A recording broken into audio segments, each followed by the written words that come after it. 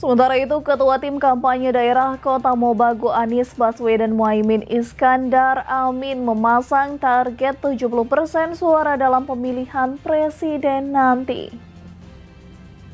Ketua Tim Kampanye Daerah Kota Mobagu Capres nomor urut 1 Syarifuddin Mokodongan dalam pemilihan presiden nanti memasang target dapat meraih 70% suara untuk Capres nomor urut 1.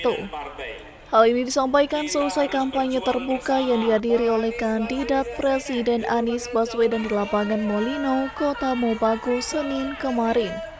Untuk mewujudkan hal tersebut, menurut Syarifuddin Mokodongan diperlukan kerjasama yang solid di antara partai pengusung dalam koalisi perubahan untuk persatuan. Kami dari TKD Kota Mobagu tentu mempunyai target yang mudah-mudahan realistis. Insya Allah paling tidak 70% dan bisa meraih kemenangan. Dan tentunya sebagai partai pengusung tidak hanya Nasdem, ada PKB di sana, ada PKS dan ada Partai Umat. Ya, diharapkan kolaborasi kita untuk bagaimana kemudian kita sama-sama bisa memenangkan pasangan Anies Baswedan dan Muhaimin Iskandar.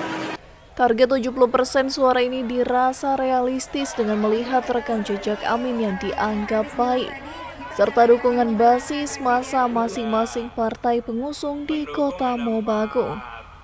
Dari Kota Mobagu, Tim Liputan Kawanua TV melaporkan.